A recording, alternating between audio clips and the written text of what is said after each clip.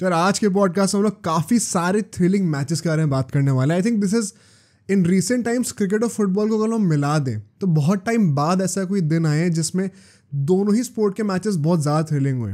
तो will be talking about Delhi Capitals versus KKR. इस historic match को एकदम डिटेल में ब्रेक डाउन करेंगे। साथ ही साथ हम लोग गुजरात टाइटंस और पंजाब किंग्स के एक बहुत ही ज़्यादा थ्रिलिंग इवेंट को कवर करने वाले हैं। कैसे शशांक के हीरोइक्स ने गुजरात टाइटंस को शॉक करा वो डिटेल में डिस्कस करेंगे आज। साथ ही साथ दो मैचेस का प्रीव्यू करेंगे आईपीएल में, सीएसके वर्सेस केकेआर का जो मैच आने वाला है and Rajasthan Royals versus Royal Challengers Bangalore का जो मैच होगा। बहुत अच्छे से प्रीव्यू निकालेंगे, प्लेइंग 11 प्रेडिक्शंस, की बैटल सब करने वाले। एंड फुटबॉल की बात करें तो भाई चेल्सी वर्सेस यूनाइटेड के मैच में जो अनएक्सपेक्टेड रिजल्ट्स आए हैं, जो शॉकिंग चीज़ें हुई हैं, वो भी एकदम डिटेल में कवर करने वाले हैं। तो यार जल्दी से शुरू कर देते हैं पॉडकास्ट को।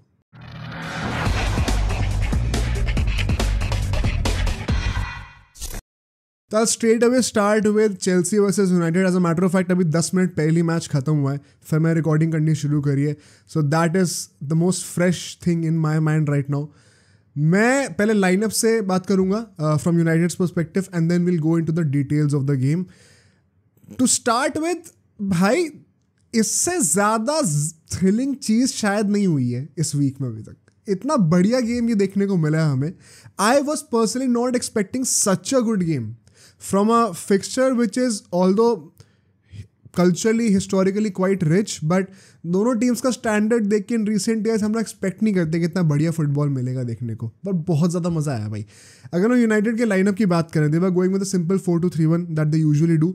What I was happy about was कि इस बार हर प्लेयर को अपनी पोजीशन पे खिलाया हुआ था।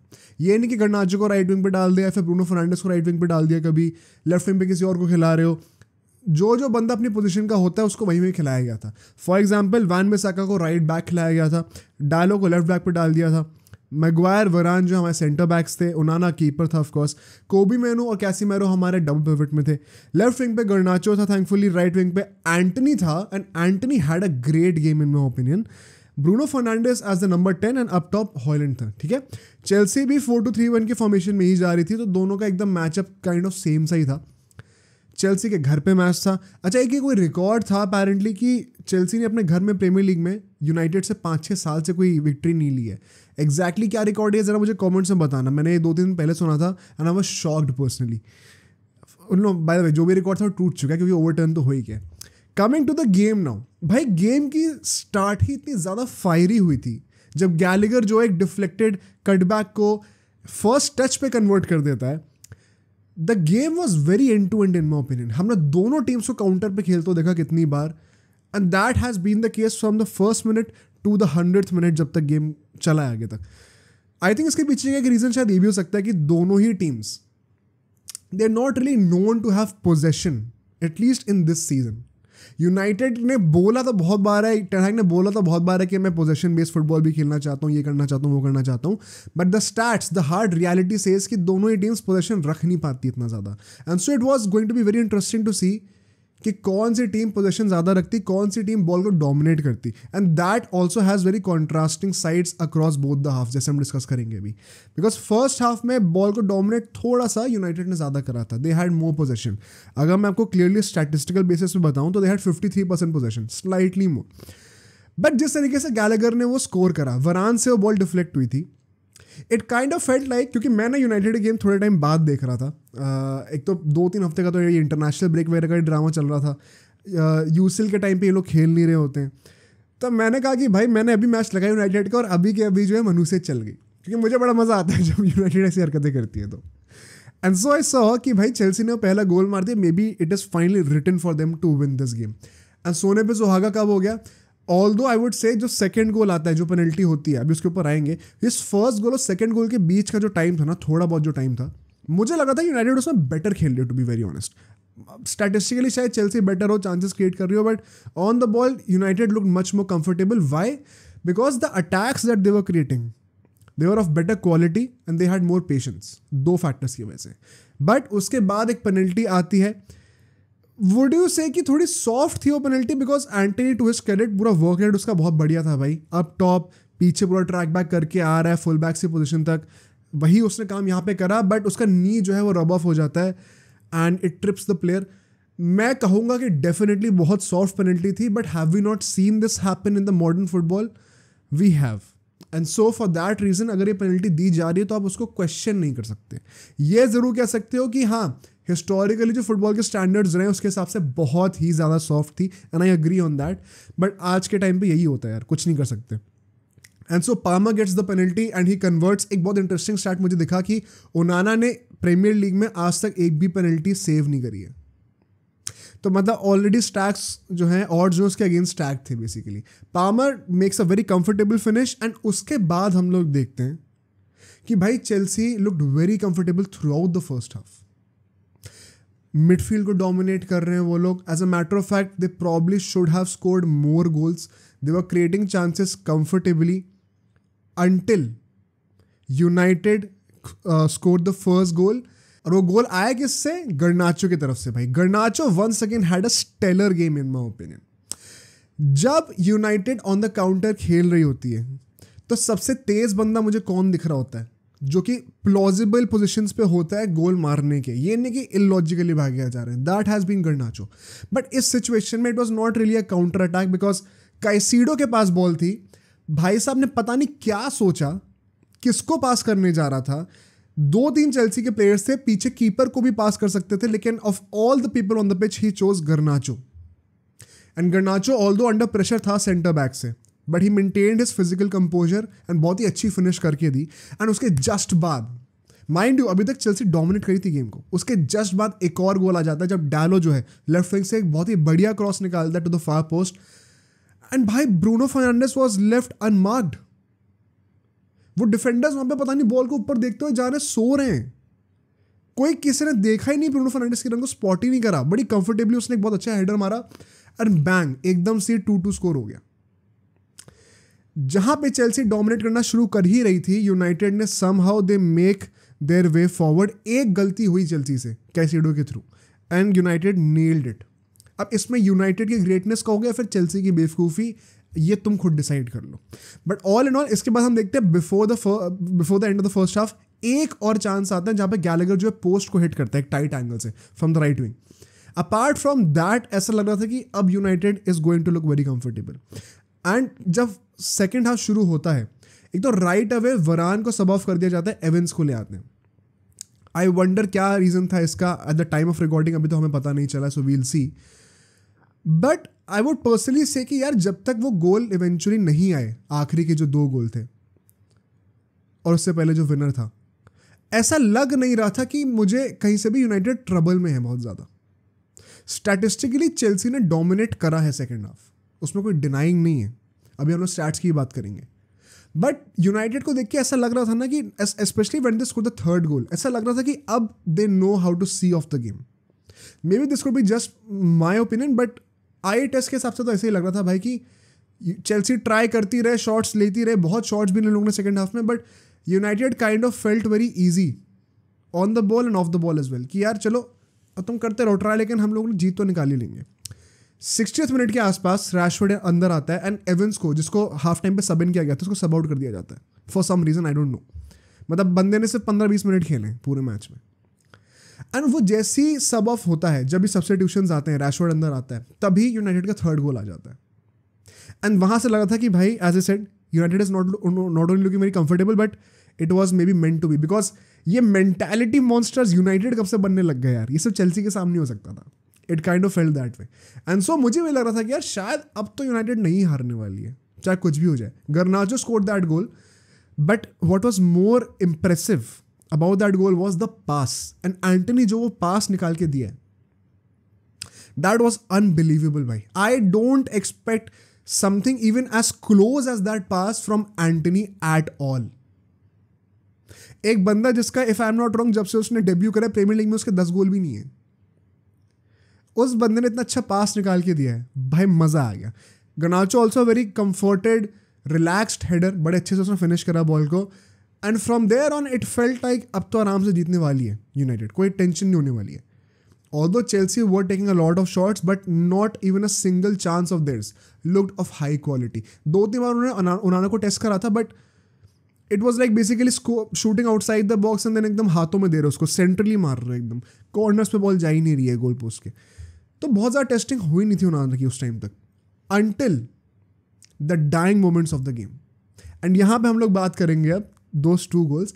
एक बहुत इंटरेस्टिंग सीन था, देखो चेल्सी ने 2 गोल मार दिए, ये थोड़ा लक भी है एंड इसमें ऑफ कोर्स उनकी ग्रिट भी है, बट उस गोल से पहले जो ये तीसरा इनका गोल आया था, जो जिसने लेवल करा था गोल को, जो पेनल्टी आई थी, उससे जस्ट पहले कुछ मिनट पहले की बात थी जब पोचेटिनो ने 2 डिफेंडर्स को सब इन करा था।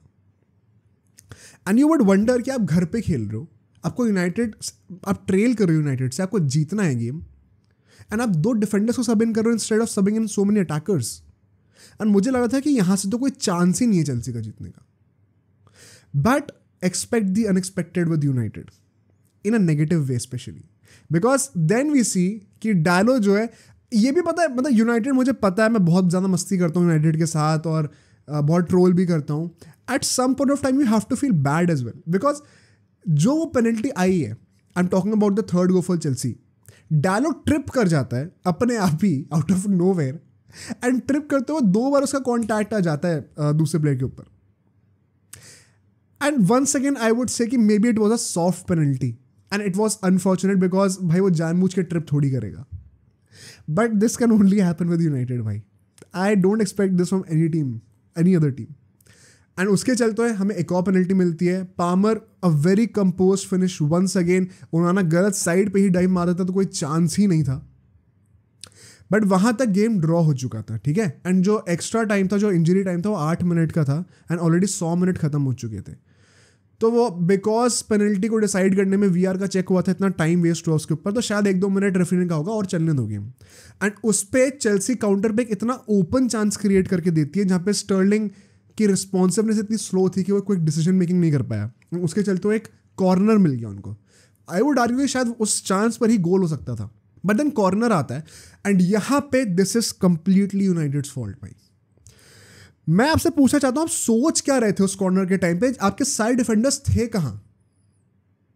आपने एकदम अनमार्क्ड छोड़ दिया पामर को भाई। वहां पर सारे डिफेंडर्स कीपर के गले क्यों मिल रहे थे? चेल्सी के प्लेयर्स को बॉक्स के अंदर मार्क करो ना, हेड टू हेड। उनको खाली क्यों छोड़ रखा है बॉक्स के अंदर? And that is what we see exactly, because instead of putting a long ball in, aerial ball डालने की जगह पे वो डायरेक्ट पास मिलता है पामर को, वो पलट के शूट मारता है। मैकटोमिने भाई साहब क्लियर करने के चक्कर में उसको डिफ्लेक्ट कर देते हैं गोल के अंदर, एंड ऑल द गोल मिला पामर को, उसकी हैट्रिक हो गई। But that was just unbelievable to see. एक 2 मिनट के स्पैन के अंदर ही कहाँ यूनाइटेड जीत रही थी, वहां से वो हार गई। एंड ये चीज़ों की गारंटी कोई टीम अगर ले सकती है ऐसे बॉटल करने का, बड़ी टीमों की अगर मैं बात कर रहा हूँ, इट इज़ मोस्टली यूनाइटेड भाई। उस पोजीशन से गेम हारना after being so comfortable throughout the second half, it had to be United. And मैं जितने ट्रोल करूँ उतना कम है इस बात के लिए। तो if you are a United fan, I think you should also be trolling the players, the coach and the management, because तुम कह लो अनलकी था, ये था, वो था, बट ये कब, कितनी बार हम देख चुके हैं, कब तक होता रहेगा भाई। At the end off the day अगर मैं आपको स्टैटिस्टिक्स थोड़े से बताऊंगा, ठीक है, चेल्सी ने 56% पोजेशन रखा है पूरे गेम में, 28 शॉट्स लिए, 28 शॉट्स चेल्सी ले रही है।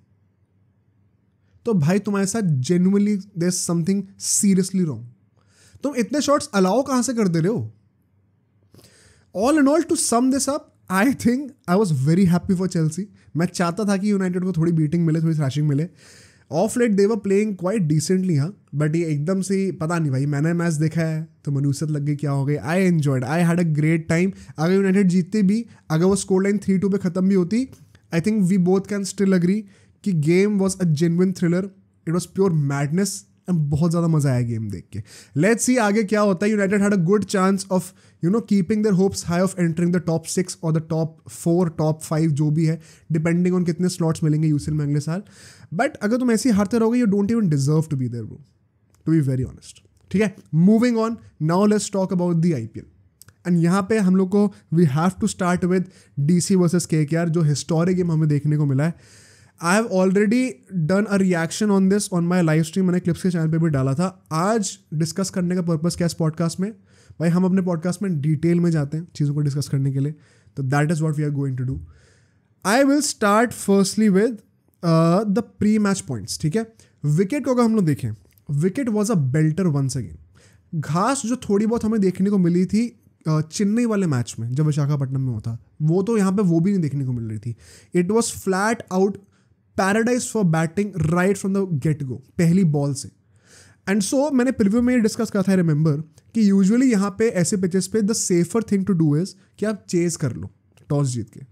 एक गट्सी मूव क्या होगा अगर आप पहले बैटिंग करो और फिर ऐसा टोटल क्रिएट कर दो कि वो अनचेजेबल हो जाए। वो करना ज़्यादा मुश्किल है, तो सेफर ऑप्शन हमेशा होता है चेस करना। श्रेयस अय्यर ने कहा हम मुश्किल वाली चीज़ करने वाले हैं भाई, and although I commend him for the guts, and ultimately KKR ने करके भी दिखाया। अगर ये चीज़ उल्टी पड़ जाती, मान लो 270 की जगह से 200 ही बनते और हार जाते गेम, तो श्रेयस अय्यर को सब गाली दे रहे होते टॉस हारने के लिए। बट क्योंकि उसे टॉस जीत के चीज़ प्रूव करके दिखाई, आई think he deserves a lot of praise here. KKR toss जीतती है, बैटिंग पहले करती है। अंग कृष इस बार लाइनअप में थे, ठीक है, एंड वैभव को एज एन इम्पैक्ट प्लेयर लेके आए थे। अब इसमें हर्षद की इंजरी का कितना बड़ा हाथ है we don't know, but I remember saying this in the preview as well कि ऐसी विकेट्स पे एक स्पिनर लाना इज नॉट सेंसिबल। एक गट्सी कॉल होगा केकेआर की तरफ से कि वो अपना obsession of playing 3 proper spinners, Varun, Suyash and Narayan, ये छोड़ के एक एक्स्ट्रा पेसर को लेके आए। KKR did exactly that. I can't help but wonder इसमें शायद गंभीर का इनपुट होगा, बिकॉज ये चीज़ हमें लास्ट ईयर चंद्रकांत पंडित के अंदर तो देखने को नहीं मिलती थी, इसी साल को देखने को मिल रही है। May be Shreyas Iyer as well, last year वो भी नहीं था, बट गंभीर एज वेल। एंड मुझे चीज़ बहुत अच्छी लगी इस साल केकेआर से देख के कि भाई वो अडेप्टेबिलिटी अपनी दिखा रहे हैं, अपना ऑब्सेशन विद मिस्ट्री स्पिनर्स नहीं रख रहे। सुयश शर्मा जिसने लिटरली हर मैच खेला ऑलमोस्ट पिछले साल, वो पिछले 2 मैचेस से खेल नहीं रहा केकेआर से, बिकॉज दे नो पिच के हिसाब से खिलाया जाएगा लोगों को। I comment this, I appreciate whatever they are doing with the playing 11। I think it was a great move. DC की बात करें तो एक ही चेंज था, सुमित कुमार आई थिंक अंदर आ गया था because of an injury, and Ishant Sharma was playing as usual, तो कुलदीप यादव नहीं आ पाए थे। That was a bit concerning because injury है तो समझ में आता है, but his services were genuinely missed. I think वो अगर यहाँ पे होता तो थोड़ा डिफरेंस क्रिएट करके दिया होता। Coming on to the first innings now, मैं क्या ही बोलूँ, हमने जो है आरसीबी वाले मैच में देखा था कैसे we created the record for the highest run scored in the power play this year, जहाँ हमने आई थिंक 84 रन कुछ मारे थे, 84-85, एंड अभी हमने इस पावर प्ले में 88 रन मारे। माइंड यू पहला जो ओवर था पावर प्ले का उसमें सिर्फ 7 रन आए थे, तो 81 रन अगले 5 ओवर में आए हैं पावर प्ले के। That means it is more than 16 run an over. इतनी ज्यादा तोड़ाई हुई है, चाहे वो खलील अहमद की बात ले लो, चाहे वो ईशांत शर्मा की बात कर लो, नोबडी वॉज स्पेयर्ड। एंड यहाँ पे मैं एक टेक्निकल पॉइंट आउट करना चाहता हूँ। खलील अहमद का मैंने ये अपने रिएक्शन में ही बोला था, he was getting so many wickets in the power play until this game, क्योंकि वो बॉल को पिच अप करके फ्लोट करने दे रहा था। It was the ball was being allowed the room to swing और सीम ऑन द पिच। एक एक्सेप्शन था इसके लिए, रचिन रविंद्र, जिसके लिए उसने छोटी पटक के उसको कट परवा के आउट करा। खलील अहमद ने ना तो वो छोटी बॉल पटकी नारायण के रिपकेज के पास जहाँ पे वो पुल मारे उसको टॉपर्स लगे, ना ही तो बॉल को ऊपर फ्लोट होने दिया जिससे वो मूवमेंट से बीट कर दे नारायण को। He was stuck midway, and उसके चलते हुए नारायण ने उसको एक्सप्लॉइट करा, अच्छे से एक्सप्लॉइट करा। रसीक धर को क्यों चूज किया था मुझे समझ में नहीं आता। I could be very harsh to the guy personally, everybody does a lot of hard work to reach to this place जहाँ पे वो आईपीएल खेल सके, तो I don't want to be too harsh, but very honestly bro, मुझे personally तो नहीं लगी उतनी क्वालिटी जितना इस लेवल पे चाहिए होती है against such an aggressive side like KKR. I hope he proves me wrong going forward, but I personally felt कि अगर कोई डीसी फैन होगा वो तो अपना मत्था ही पीट रहा होगा यहाँ पे देख के। ऐसी पिटाई हुई है रसिक धर की। The most surprising part was कि पहले पावर प्ले में चलो फिल सॉल्ट आउट हो जाता है, रघुवंशी 1 डाउन पे बैटिंग करने के लिए आता है। अच्छा, कई लोग यहाँ पे ना क्वेश्चन कर सकते हैं कि केकेआर हर मैच में अपना, if you see logically in absolute terms, अपना बैटिंग ऑर्डर शफल कर रही है। अब यहाँ पे how is it different from last year जहाँ पे हम लोग हमेशा देखे थे बैटिंग ऑर्डर हर मैच में शफल हो रहा था including the openers. The difference right now is, पिछले साल पूरे सीजन में थ्रू आउट द 14 गेम्स हमने ये चीज़ देखी थी, number 1। Number 2, it was not on the basis of situations. उस टाइम पे होता था कि मैच के अंदर आप सोच के जा रहे हो पहले से कि आज ये इस नंबर पर बैटिंग करेगा, अगले दिन किसी और नंबर पर बैटिंग करेगा। यहाँ पे मैं क्या देख रहा हूँ, जैसे रसल को ऊपर भेज दिया गया बैटिंग करने के लिए, it is based on situations. And ये पता कब होता है, जब आपके प्लेयर्स को उनका रोल डिफाइन करके दिया हो, उनकी पोजीशन डिफाइन करके नहीं दी हो। फॉर एग्जाम्पल इससे मेरा क्या मतलब है, रसल अगर डेथ ओवर्स का बैट्समैन है या फिर पावर हिटिंग के लिए चाहिए उसको आखिर के 5, 6, 7 ओवरों में, तो अगर 2 विकेट जल्दी गिर गए तो रसल नहीं आएगा बैटिंग करने के लिए, क्योंकि उसको रखा ही आखिर के 5, 6, 7 ओवरों के लिए। बट अगर पहला या दूसरा विकेट गिरता ही 12वें 13वें ओवर में है और डेथ ओवर्स आने वाले हैं, तब आप रसल को ऊपर बैटिंग करने के लिए भेज सकते हो। क्यों? क्योंकि उसकी पोजीशन फिक्स नहीं है, पर उसका रोल डिफाइंड है, रोल वही रहेगा। आई थिंक ये चीज शायद हो सकती है केकेआर के लाइनअप में, which is why they are winning despite shuffling so much, and if that is the reason behind shuffling then it is fine. Raghuvanshi आता है, एंड रघुवंशी की मैं क्या बात करूं भाई, कई लोग कहते हैं सूर्य कुमार यादव जैसा लगता है, कुछ कमेंटेटर्स कहते तो गिल जैसे उसकी बैटिंग पाथ लगती है देखने में। I don't want to hype too much, जैसे कि मैंने मयंक यादव के लिए कहा था, अभी सिर्फ 1-2 मैचेस हुए, let them play the whole season, don't burden them with so many expectations, but yes the signs are very promising. बहुत मजा आया भाई उसकी बैटिंग देखकर।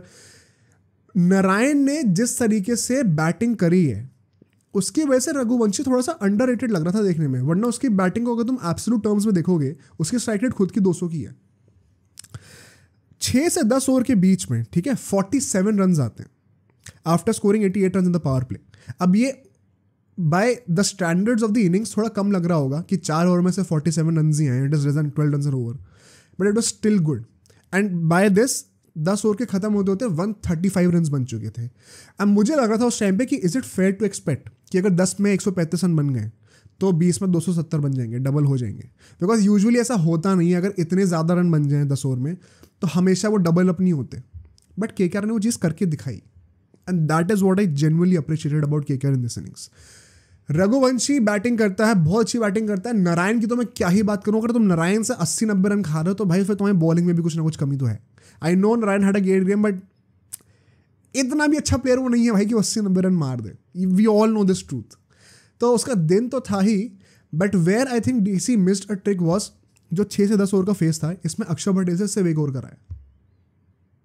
उस 1 ओवर में नारायण ने 2 छक्के लगा दिए थे, उससे वो डर गए। एंड ऋषभ पंत की कप्तानी को यहाँ पे क्वेश्चन करना चाहिए, क्योंकि नारायण और जल्दी भी आउट हो सकता था अगर डीआरएस ले लिया होता 2-3 कॉट बिहाइंड पे, तो जब एजेस लगे थे तो वो भी सुनाई नहीं दिया भाई साहब को। Rishabh Pant the batsman had a great innings, had a great game, but Rishabh Pant the captain did not do well enough tactically or just being present in the game by taking the right DRS calls, being aware कि edge लगा है. I think he was not up to the mark. His captaincy move to not bowl Akshar more overs. His captaincy move to not give more overs to Ishant Sharma. Ishant Sharma has bowled 3 overs, उतनी over रसिक धर ने भी डाले और Mitchell Marsh ने भी डाले, तो क्या फ़र्क है दोनों में? ईशांत शर्मा ने लास्ट ओवर में सिर्फ 7-8 रन दिए, and that brilliant yorker to Andre Russell. Why was he not tested more? Rasikh Dar से 3 ओवर क्यों कराया? अपने मिडिल फेज में रसीक दर ने जितने रन दिए, he compensated for the run rate. बीच में नारायण और अपना रघुवंशी जब आउट हुए थे, जब नोरकिया ने विकेट लिया था, मिचेल मार्श ने विकेट लिया था, उन 2 ओवरों में स्पेसिफिकली रन थोड़े से कम थे एज अपोज टू जिस रेट पे चलते हुए आ रहे थे. उस मोमेंटम पे बिल्डअप आप कर सकते थे by not giving more overs to Rasikh Dar, but rather bring in your proper bowlers. मैंने कमेंट्री में एक चीज़ सुनी थी बड़ी अच्छी, कि जब आपकी ऐसी पिटाई हो रही होती है ना, तो कुछ कभी कभी आपको समझ जाना चाहिए कि डेथ बॉलिंग जो है ना, आपको सिर्फ डेथ ओवर्स में नहीं करनी है, शिफ्ट इट बिफोर.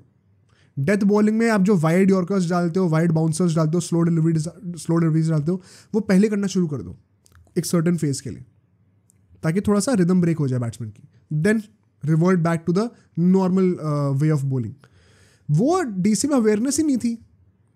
केकेआर लगी पड़ी पिटाई करने में, डीसी फिर भी अपनी नॉर्मल बॉलिंग करने में लगी हुई है. अरे डालो ना वाइड यॉर्कर्स, डालो ना रिपकेज के पास बाउंसर्स, स्लो डिलीवरीज यूज करो ना इस पिच पे. वो एग्जीक्यूशन जो कि डेथ ओवर्स में हमें देखने को मिलता है, वो हमें मिडिल ओवर्स में क्यों नहीं देखने को मिला, जब आपको पता था कि आप नॉर्मल डिलीवरीज पे, नॉर्मल सेटअप पे पिटाई खा रहे हो. DC missed out another trick there. ठीक है. इसी के चलते हुए 15 ओवर जब खत्म हुए थे, रसल बैटिंग कर रहा था भाई हमारा, 195 रन बन चुके थे. दिस मीन्स 60 रन आए थे 10 से 15 ओवर के बीच में. But this is not it. यहां से और टेक ऑफ कर जाते हैं ये लोग. श्रेयस अय्यर बैटिंग करने के लिए आता है. पहली बात तो 3 डाउन पे कई लोग क्रिटिसाइज करें श्रेयस अय्यर को इंटरनेट पे, मेरे को समझ में नहीं आ रहा क्यों. क्या लॉजिकल एक भी रीजन है अय्यर को क्रिटिसाइज करने का? उसने 11 बॉल पे 18 रन मारे, strike rate was great, did not waste any time उस टाइम पे होता ना कि नहीं भाई मैं टिकूंगा, एक दो बॉल मुश्किल आ रही, टिक जाऊंगा, फिर लास्ट ओवर में पिटाई कर दूंगा। वो ईगो होती है बैट्समैन की। Did not waste any time. उसको वाइड बाउंसर डाली थी outside off stump Khaleel Ahmed ने, भाई मारने गया, चाहता तो लीव कर सकता था, या तो फिर पीछे स्टीयर करके सिंगल ले सकता था। क्या जरूरत थी उसको पुल मारने की वहां से? उस बॉल पे कोई भी पुल मारता मोस्टली आउट ही होता। उतनी बाहर की बॉल को आप ड्रैग करके लेग साइड पे पुल मारने जाओगे तो टॉप पे लगने का बहुत ज़्यादा हाई चांसेस हैं। He did not waste any time, was not selfish. कप्तानी इतनी बढ़िया करी है भाई ने, तो तुम लोग उसको क्रिटिसाइज किस बात पे कर रहे हो भाई? सही तो करा जो करा। 11 बॉल पे 18 रन मार दिए, क्या गुना कर दिया? I think he is been criticised very unfairly and he deserves more praise. अच्छा, जब वो कप्तानी में अच्छे डिसीजन ले रहा है तो लोग क्या कह रहे हैं, गंभीर का है सब। भाई गंभीर ने बहुत अच्छा करा केकेआर के लिए एंड फर्क दिख रहा है उसका, बट श्रेयस अय्यर को जहां क्रेडिट मिलना चाहिए उसको क्रेडिट दो। अब भगवान मत बनाओ फालतू का ऐसे कि जो भी कुछ हो रहा है वो सारे डिसीजंस गंभीर ही ले रहा है। कल को केकेआर 4 मैच लगातार हार गई तब भी तुम सेम चीज बोलोगे कि सारे डिसीजंस गंभीर ले रहा है, ये तब जो है सारे बर्डन जो है सारा जो भांडा फोड़ोगे वो अय्यर के सर पे फोड़ दोगे। हाँ, खुद ही सोचो। तो it does not make sense भाई। Appreciate your captain where it's due. आउट हो जाता है अल्टीमेटली वो, 18 रन मारता है, quick fire, two great sixes by the way. And फिर रिंकू आता है, and Rinku within a span of 1 over, I think Nortje की उसने पिटाई करी थी भाई। जो तो 2-3 छक्के उसने लगाए ना बैठ के, मिड ऑफ के ऊपर से, लॉन्ग ऑफ के ऊपर से। मैं जनरली बता रहा हूँ, विराट कोहली, जायसवाल एंड रिंकू में से कोई 2 प्लेयर खेलेंगे वर्ल्ड कप में, स्टार्ट करेंगे, एंड वो 2 कौन होने वाले हैं बहुत मुश्किल होने वाला है डिसाइड करना, बहुत मुश्किल। I don't see how we make this decision logically. Rinku को कैसे ना स्टार्ट कराओ यार, अब जैसा वो खेल रहा है। उसकी स्ट्राइक रेट तो रसल से भी ज़्यादा हो जा रही है भाई, आधा है उसके साइज में वो, पर देखो पिटाई कैसे करता है, मज़ा आ गया देख के। And then Russell 19 balls and 41 runs, something like that, got out to a great yorker by Ishant Sharma. भाई ईशांत शर्मा का एक्सपीरियंस दिख गया यार, मज़ा आ गया भाई। Ishant Sharma the bowler had a great game in my opinion. वो तो केकेआर ने हेडलाइंस छीन ली, bowled a great last over, सिर्फ 7-8 रन दिए, वरना वो रिकॉर्ड भी टूट जाता केकेआर का, ये जो एसआरएच का रिकॉर्ड था। आई वॉज डिसअपॉइंटेड कि रिकॉर्ड क्यों नहीं टूटा, बट ठीक है, मे be I am complaining too much.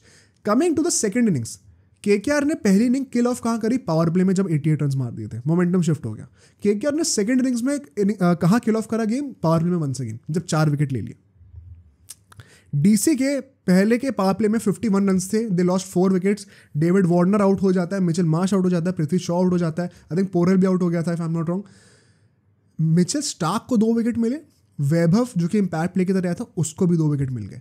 Bye the वे, सबसे बड़ा पॉजिटिव केकेआर के लिए इस मैच में क्या था? It was not Narine's form, it was not Shreyas Iyer's captaincy, it was not Russell's batting, it was Mitchell Starc and Varun Chakravarthy का फॉर्म में वापस आना। मैं लड़ सकता हूँ इस बात के लिए, प्रूफ करने के लिए। मिचेल स्टार्क ने, देखो वरुण चक्रवर्ती का पहला ओवर बहुत गंदा गया था, उसके बावजूद by the end of A spell उसकी इकोनॉमी 8.5 कुछ की है, 9 से कम की है। जस्ट इमेजिन कितना बढ़िया उसका प्रोग्रेशन गया आगे। Same for Mitchell Starc. Mitchell Starc also had a great game, economy decent, 2 wicket भी ले लिए, but Varun Chakravarthy was a stand out and the other guy was Vaibhav. Vaibhav ने जितना इंप्रेस करा है, इफ हर्षद की जो इंजरी होती है वो लॉन्ग टर्म है, which I don't know for some reason, अभी मुझे अपडेट्स आए नहीं एग्जैक्टली क्या है। If anybody knows please mention it in the comments down below. Vaibhav could be used as a substitute यार for Harshad, why not? Chetan Sakariya को और वेट करना पड़ेगा प्रॉब्ली। बट ये पावर प्ले में जब गेम खत्म कर दिया था केकेआर ने, फिर डीसी कितने रन कैसे बन गए, ये एक वीकनेस थी केकेआर की। KKR did not do well in the middle phase, जो 6 से 15 ओवर के बीच के जो ये 9 over the, they did not बोल वेल। और मैं ऐसा क्यों कह रहा हूँ, let's discuss the stats a bit, ठीक है।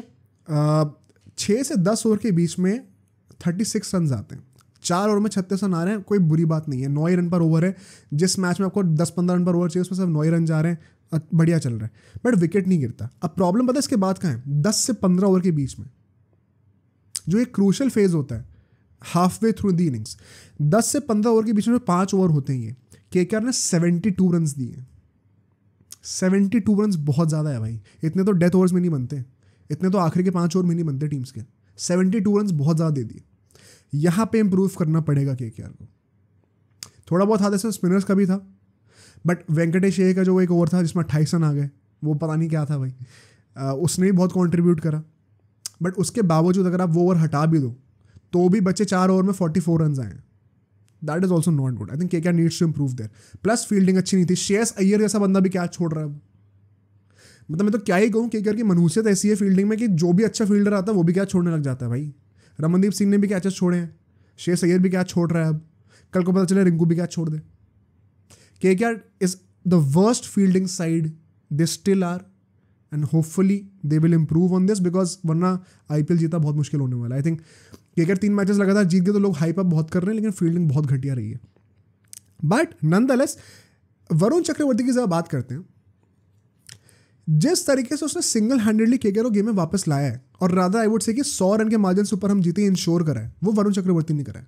जब ऋषभ पंत और ट्रिस्टन सब्स पिटाई कर रहे थे हमारी, Rishabh Pant bye the way a vintage innings, यार मजा आ गया। वो नो लुक सिक्सेस, एक हाथ से मारना, जो उसने वेंकटेश अय्यर की पिटाई करी, उस ओवर में 28 रन मारे।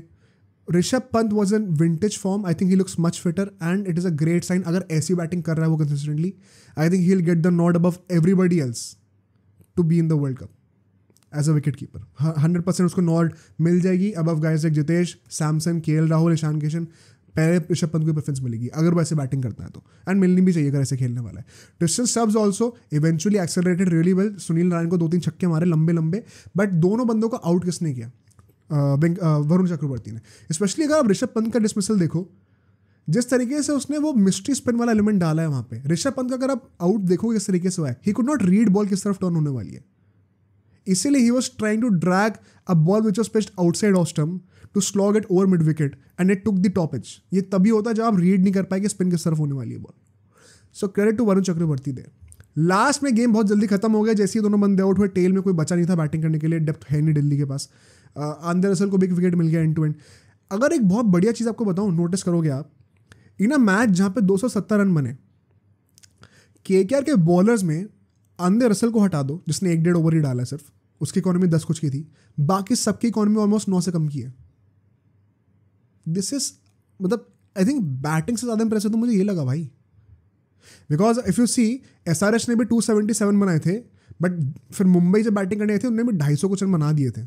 सारे बॉलर्स उनके एक्सपेंसिव थे सनराइजर्स के। केकेआर की बॉलिंग इतनी अच्छी थी, विच इज़ वाई उस मैच में सनराइजर्स 20 रन से जीती है, तो यहाँ पे केकेआर 100 रन से जीती है। अब ऑफकोर्स मुंबई के बैट्समैन और दिल्ली के बैट्समैन ज़मीन आसमान का फ़र्क भी है, तो मैं वो चीज़ क्वेश्चन नहीं करूँगा, बट केकेआर ने बॉलिंग बहुत अच्छी करके दी है यार। Apart from Stubbs and Pant, everybody field, so great positive. As far as Delhi is concern, KKR की तो मैंने बहुत बात कर ली। Delhi needs to buckle up भाई।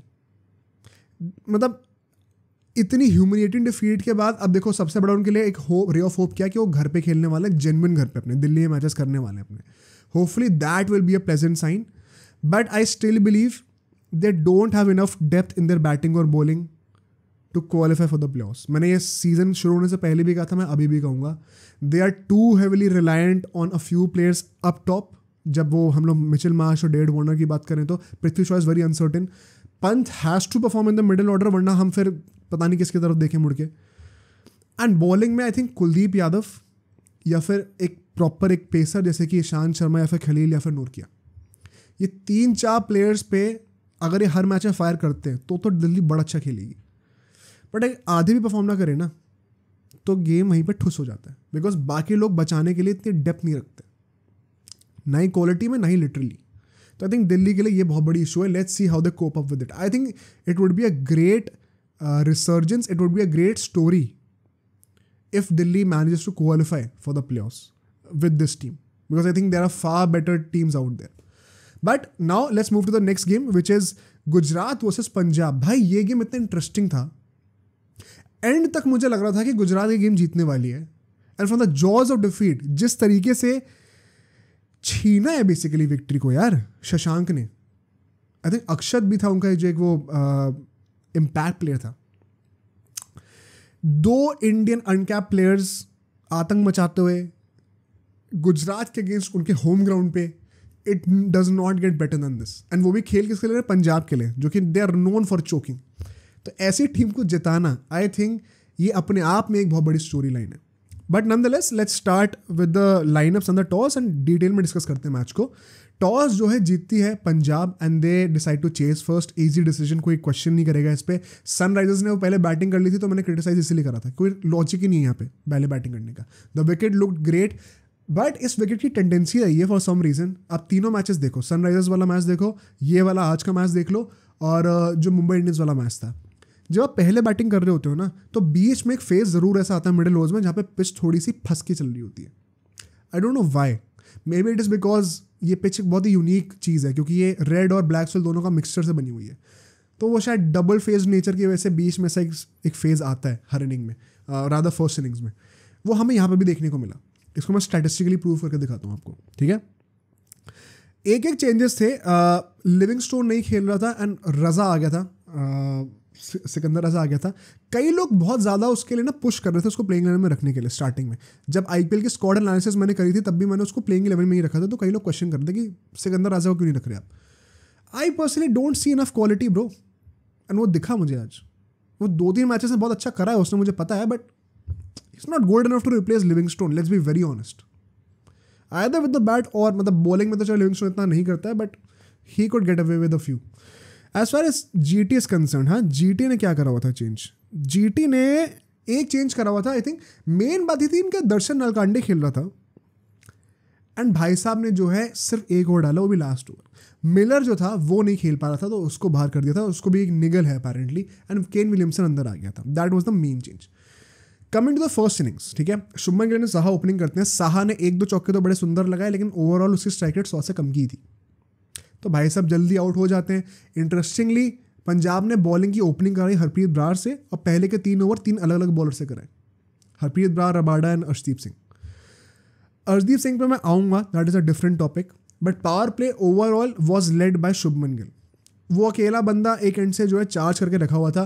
केन विलियमसन ने आती 2-3 बड़े प्यारे जो है ना गैप ढूंढ के कवर ड्राइव के चौके मारे थे. And this is what we expect from Kane Williamson. We don't expect fancy shots, we expect some classic cricketing shots hit between the gaps, जिसकी वजह से बिना ज़्यादा एफर्ट के, बिना ज़्यादा रिस्क के आपको बाउंड्रीज मिले. Exactly that is exactly what we saw in the power play from Kane Williamson, जो कि उसने 3-4 बॉलें जो थोड़ी बहुत खेली थी. तो coming to the second phase जो कि 6 से 10 ओवर के बीच का था, यहाँ पे थोड़ा स्लो डाउन कर जाती है गुजरात. एंड मैं यहीं पे पिच की बात कर रहा था जो पहले, कि शायद पिच थोड़ा सा डबल फेज हो जाती है इस फेज में. 83 for 2 होती है आफ्टर 10 ओवर्स. यहाँ पे Kane Williamson ultimately Harpreet ball पे फॉल हो जाते हैं. एंड डबल नेचर कैसे था, यूजुअली बॉल जो नॉर्मली बाउंस कर रही थी, इस बॉल पे जहाँ पे केन विलियमसन कट मारने गया, बॉल थोड़ी एक्स्ट्रा बाउंस लेती है and that finds the cut fielder, the point fielder. बहुत ही सॉफ्ट डिसमिसल हो गया केन विलियमसन का. What I would question is, इस फेज में शुभमन गिल की स्ट्राइक रेट तो 150 से ऊपर की ही थी. साई सुदर्शन एट नंबर 4 आता है, वो भी बड़ा तगड़ा खेल रहा था. आज सरप्राइजिंगली साई सुदर्शन ने काफ़ी क्विक इनिंग्स खेली है. तो फिर भी रन इतने कम क्यों हैं? It has to be attributed to Kane Williamson. Strike rate कुछ खास थी नहीं उसकी. And this is my problem with Kane Williamson, the T20 player. मतलब I would never have him over David Miller in my team. तो although कहने को तो ऑन पेपर क्वालिटी में बहुत कोई कमी नहीं है कि मिलर गया तो सीधा विलियमसन आ रहा है, दोनों तगड़े प्लेयर्स आ रहे हैं. बट इन रियलिटी T20s में मिलर कहाँ है और विलियमसन कहाँ है, बहुत फ़र्क है उस चीज़ में. आई थिंक यहाँ पे स्लो डाउन कर दिया था विलियमसन ने थोड़ा बहुत. बट नॉनदलेस यहाँ पे हरप्रीत ब्रार की बॉलिंग बहुत अच्छी थी यार. I think that was the stand out guy जिसको हम लोग को प्रेज देनी चाहिए थोड़ी बहुत. आई रिमेंबर RCB वाले गेम में भी उसने मैक्सवेल और कोहली को आउट ऑफ नोवर आउट कर दिया था एंड पंजाब को ऑलमोस्ट गेम के अंदर ले आया था. तो he is having a couple of underrated performances of late. I think he deserves some praise. Moving to the next phase, 10 से 15 ओवर के बीच का, 134 रन्स पे आ जाती है एंड 3 विकेट गिरते हैं. 51 रन्स बनते हैं इस फेज में 10 से 15 ओवर के बीच में. एंड यहाँ पे the main credit goes to not only Gill but Sai Sudharsan as well. Played some great shots without any risk and time waste नहीं करा आज. एक सॉफ्ट डिसमिसल उसका इवेंचुअली आता है हर्षल पटेल से, but he did not waste any time. जहाँ उसको लग रहा था कि बॉल मारने के लिए है, तगड़ी हिटिंग कर रहा था, पावर के साथ कर रहा था. मैं आई think this was missing in the last few games. Even against Sunrisers जब वो गेम बहुत ही कंफर्टेबली लोग जीत रहे थे, I expected better from Sai Sudarshan. ये मैंने चीज़ मेंशन करी हुई है पहले. रिगार्डलेस आई थिंक यहाँ पे शंकर फिर आता है नंबर 5 पे. एंड हरप्रीत ब्रार के ना इस टाइम तक 15 ओवर जब खत्म होते थे तो उसके 4 ओवर डल चुके थे, तो स्पिनर्स को सॉर्ट आउट कर दिया था. अब बात थी आखिर के 5 ओवर में कौन बॉलिंग करने वाला है. हर्षल पटेल का ऑप्शन था, अर्शदीप सिंह का ऑप्शन था, रबाडा का ऑप्शन था, सैम करन का ऑप्शन था. ऑप्शंस भरपूर थे. पंजाब की डेप्थ में प्रॉब्लम नहीं है, चाहे बैटिंग की बात करो चाहे बॉलिंग की बात करो. तो यहाँ पे देवर सॉर्टेड. बट जो बॉलिंग इन तीनों ने करी है, दैट वाज सो अनइम्प्रेसिव. आखिरी के 5 ओवर में अगर मैं बात करूँ, 65 रन आते हैं. That is crazy. 13 run every over. Shubman Gill almost century मार सकता था if not for I think थोड़ा एग्जॉस्टेड हो गया था वो एंड में आते आते, स्ट्राइक रोटेशन थोड़ी और बेटर हो जाती, उसको स्ट्राइक और मिल जाती तो शायद क्या पता मार भी देता. 89 not out, what a great innings, finally announcing his arrival in this IPL. जिस तरीके की क्लीन हिटिंग उसने करी है, एक शॉट मुझे याद है, थिंक रबाडा को उसने मारा था on the up straight drive ऐसे लॉफ्ट करके, आर्म को फ्रीज कर दिया, एल्बो फ्रीज कर दी, सामने छक्का मारा. That defined this innings for me. मजा आ गया भाई उसकी इनिंग्स देखकर. But he was also assisted by, I think in my opinion, somebody, देखो विजय शंकर तो जल्दी आउट हो जाता है, somebody who has been very underrated and one of the best finishers लो की in the IPL in the past 5 years, Rahul Tewatia. Rahul Tewatia चाहे कितना भी अच्छा कर ले, हर साल उसको IPL कह रहा हूँ, इंडिया का शाउट नहीं मिलता कभी भी, but he has low key been one of the most consistent underrated finishers in the recent years. I am sure you would agree with this. If you do, make sure to comment, because मैं ये नहीं कह रहा हूँ best है, but जितना उसको credit मिलना चाहिए उसके लिए बहुत अंडररेटेड है. राहुल तेवतिया ऐसा बंदा अगर ऑक्शन में आएगा ना, आई think he will find suitable buyers in abundance. अच्छे से उसको he'll find plenty of buyers for sure. And he could be a guy that can bring in more value अगर उससे बॉलिंग करानी शुरू कर दी जाए. उसको बाद में इम्पैक्ट सब बना के बाहर कर दिया गया था, I don't know why, but he can bowl as well. उससे बॉलिंग भी करानी चाहिए थोड़ी बहुत. The way he assisted Shubman Gill, thanks to him ये टारगेट जहाँ 190 का हो सकता था वो 200 तक पहुँचा है. एंड अर्शदीप सिंह ने जो लास्ट ओवर डाला है, मैं कहूँगा उसका गेम ओवरऑल अगर आप स्टैटिस्टिकली देखोगे तो अच्छा ही गया है. रन रेट बहुत, इकॉनमी बहुत ज़्यादा की नहीं है, विकेट भी लिया है. My problem is death bowling में, अगर इसको हमें वर्ल्ड कप में बॉलिंग करानी है, he is not the guy bro. इतनी तो फुल टॉसें फेंकी उसने आखिरी ओवर में यार, बॉल फिसले जा रही है, यॉर्कर पड़ नहीं रही है. राहुल तेवतिया था, उसने मार दिए आखिरी के 2 ओवर में 2 चौके मारे, if I am not wrong. वहाँ पे जब और फॉरेन क्लास होगी, जब ऑस्ट्रेलिया के बैट्समैन ऑस्ट्रेलिया के लिए खेल रहे होंगे उस फॉर्म में, हम कैसे ट्रस्ट करेंगे हरदीप सिंह पे? He the current form that he is in, unless there is a lack of option, then फिर हरदीप को स्टार्ट कराना ही पड़े, but ideally he should not be starting. Regardless, let's come to the second innings now. एक start जो मैं कहूँगा काफ़ी अच्छी थी गुजरात के पॉइंट ऑफ व्यू से, बिकॉज ऑल दो 54 रन बना देती है पंजाब, बट 2 क्रूशल विकेट्स मिल जाते हैं. Dhawan gets out very quickly, played on हो गया उमेश यादव की बॉल पे, बेयरस्टो आउट हो जाता है. फिर से वंस अगेन जो ये टेस्ट सीरीज में हमने देखा था इंडिया इंग्लैंड वाली, कि जितना वो खेल रहा था तो बहुत अच्छा खेल रहा है भाई. आज भी कुछ 20-25 रन बनाए उसने 10-12 बॉलों में, बट जब आउट होता है तो इतना बेवकूफ़ लगता है ना स्पिनर्स पे. यहाँ पे फिर से स्पिनर्स पे आउट हो जाता है. बेयरस्टो का it's such a peculiar situation in my opinion, because for the time that he spends on the pitch he looks like he is in great form. Middle हो रही है बैट से, तगड़ी स्पीड से बॉल जो है travel कर रही है, बट फॉर एकदम सा विकेट ऐसा थ्रो कर देता है, it makes you wonder does he even deserve to start. Because अब मैं कहूँगा भाई 4 मैचेस हो गए, एक और मैच हो जाएगा तो 1/3 of the IPL is gone. अब I think we should now start looking towards alternatives like Rilee Rossouw. अब वो टाइम आ गया है. पहले के 2-3 मैचेस में इनिशियल डेज होते हैं, समझ में आता है, बट जब 4-5 मैचेस हो जाएं, अब 1/3 टूर्नामेंट खेल चुके हो भाई, अब आपको प्लान बी की तरफ देखना शुरू करना पड़ेगा. एंड यहाँ पे आई थिंक बेयरस्टो का जो पोजीशन है, it could come under danger, because he is very disappointing. ये गेम शशांक तक जाना ही नहीं चाहिए था अगर जीतना था तो. इतना ज़्यादा बर्डन डाल दिया उन 2 लड़कों पे, अनकैप्ड प्लेयर्स पे. ये रिस्पॉन्सिबिलिटी हमारे मिडिल ऑर्डर और टॉप ऑर्डर को लेनी चाहिए थी. तो Bairstow failed in that aspect in my opinion. Anything else from the power play, it was very interesting to see कि 3 जो ओवर्स हैं वो स्पिनर्स के थे 6 में से, एंड 2 उसमें से राशिद खान के थे. राशिद खान को मैं नोटिस करा है, he generally does not like to bowl in the power plays, चाहे वो ODIs की बात हो चाहे T20s की बात हो. ODI में तो पहले 10 ओवर में 1 भी ओवर नहीं डालता, वेट करता पावर प्ले खत्म होने का. It was nice to see कि वो पावर प्ले में बॉलिंग कर रहा है, he did well. But middle face की बात करते हैं. By the 10th over 83 run बन चुके थे for the loss of 4 wickets. Gujarat titans के भी 10 ओवर खत्म होने के बाद 83 रन ही थे, बट उनके विकेट 2 ही गिरे थे. ये फर्क था. यहाँ पे इनके 4 विकेट गिर चुके थे, 2 और विकेट गिरते हैं इस फेस के अंदर. प्रभ सिमरन जो है एक बहुत ही गंदा मिसरीड मारता है गुगली को by Noor Ahmad. And Noor Ahmad I think he should be starting most of the games यार. मैंने तो उसको अपनी लाइनअप में रखा था before the IPL as well. I think वो जो मिस्ट्री एलिमेंट लेके आता है, if Rashid Khan is having a bad day, Noor Ahmad can compensate for him very well. And उसने वो चीज़ प्रूव करके दिखाई है इसके मैच में. अगर आप गुजरात की पिच पे, अहमदाबाद की पिच पे अगर आप चेस करते वक्त स्टार्ट कर रहे हो टीम के लिए, तो आप कहीं भी स्टार्ट कर सकते हो. तो I would be interested to see Noor Ahmad starting more games for Gujarat Titans. I know एक फॉरेन स्लॉट खत्म हो जाता है but I think he is worth it. वो अपनी वर्थ प्रूफ करके दे रहा है for sure. But regardless Sam Curran आते हैं यहाँ पे बैटिंग करने के लिए एट नंबर 4. एक तो ना मुझे समझ में नहीं आ रहा, पंजाब अभी हमने केकेआर के लिए कहा था कैसे रोल्स डिफाइंड है तो समझ में आता है शफलिंग. यहाँ पे कोई रोल वाला इशू था नहीं. पंजाब को सैम करन को ऊपर भेजने की जरूरत थी नहीं. कभी कभी आप जितेश शर्मा को ऊपर भेजते हो, कभी आप सैम करन को ऊपर भेज देते हो, समझ में ही नहीं आता क्या है. जितेश शर्मा आज नंबर 7 पे बैटिंग करने के लिए आया है, इतना नीचे. क्या सोच रहे हो आप, इतनी शफलिंग क्यों कर रहे हो? बाय द वे जैसा आईपीएल उसका जा रहा है जितेश शर्मा का, आई थिंक ऐसा चलता रहा तो इंडिया के लिए नहीं खेल पाएगा भाई. वर्ल्ड कप नहीं खेल पाएगा, सेंस ही नहीं बनता. ना फॉर्म है ना बेचारे को सही अपॉर्चुनिटी मिल रही है, सही फ्लेक्सिबिलिटी एंड अश्योरेंस मिल रही है. सैम करन एक ऐसी कैचिंग प्रैक्टिस वाला कैच दे देता है मिड विकेट पे आके, सिंपल सा कैच हो जाता है and he also gets out. 4 wicket गिर गए 10 से 15 ओवर के बीच में. Now they start scoring some runs. 55 runs आते हैं यहाँ पे एंड यहाँ पे it is all thanks to Shashank.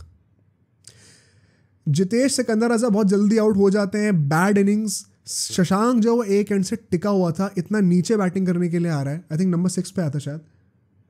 And the way he was batting, उसने अभी पिछले मैच अभी ये साइंस दिखाए थे कि उसमें वो मीट है बैटिंग करने का.